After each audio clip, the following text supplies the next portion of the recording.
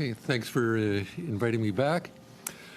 Inflation as measured by the CPI accelerated from 2.8% in June to 3.3% in July and 4% in August.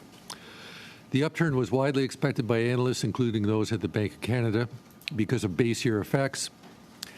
Basically, the drop in gasoline prices last year is being replaced in the index by this summer's high gasoline prices. However, there is more than energy prices pushing up inflation. Measures of core inflation remain stubbornly near 4%, even as lower gasoline prices pull down headline inflation. The cost of services rose 4.3%, led by a surge in shelter, notably a 6.5% increase for renters, as Canada's housing shortage worsened. It is remarkable that the Bank of Canada and the Federal Reserve Board, in their latest projections, do not see inflation returning to its target level until 2025. This admission of failing to achieve their inflation target for another 2 years was not accompanied by a change in policy.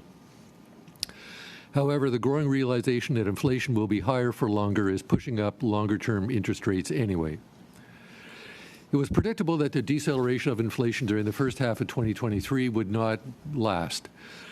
Most of the easing of headline inflation was due to the resolution of some supply issues, notably in the energy sector, after Russia's invasion of Ukraine.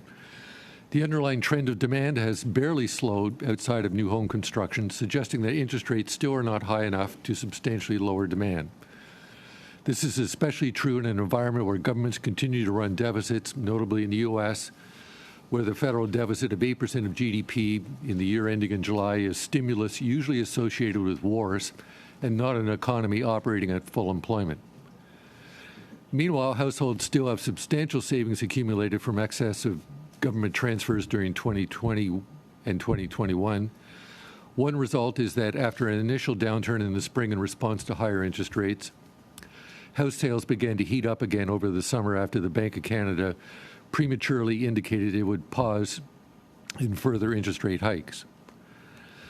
The ongoing imbalance between aggregate demand and supply is reflected in continued low levels of unemployment.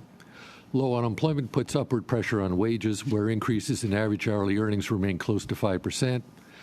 The upward pressure on wages is continuing to build with several high-profile strikes across North America.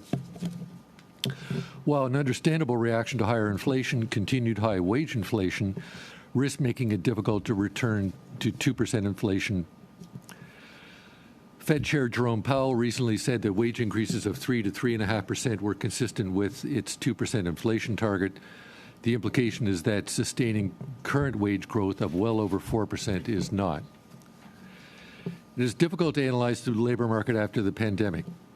Many workers left their job during the pandemic, especially workers in low-wage services jobs such as accommodation and food and retailing. There was speculation these workers would move to higher-paying jobs or upgrade their skills by returning to school. In the short run, we did see severe labor shortages in these industries. However, there has been no improvement in aggregate labor productivity. In fact, labor productivity has worsened significantly since early 2021, with 8 declines in the last quarters, and the only increase was 0.1% for a total drop of nearly 6%. The slump in productivity cannot be blamed on the pandemic, as labor productivity in the U.S. fared markedly better than in Canada.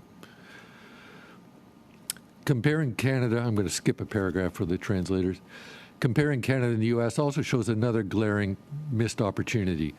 Oil and gas production in the U.S. has risen 40% since 2017, fueled by the technological innovation of fracking and higher prices, especially in Asia and then Europe after Russia's invasion of Ukraine.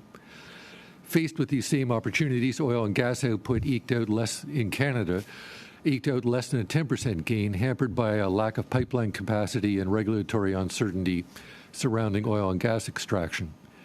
It is striking that the same circumstances produce such different results in Canada and the U.S. The surge in the U.S. shows there clearly was a business case to increase production. Nor did higher oil and gas production prevent the U.S. from substantial reductions in greenhouse gas emissions during this period, down 14% from its 2005 baseline versus only a 5% drop in Canada. Canada's attempt to straddle the middle of the road between the opposing lanes of faster economic growth and lower emissions led to its being run over in both directions.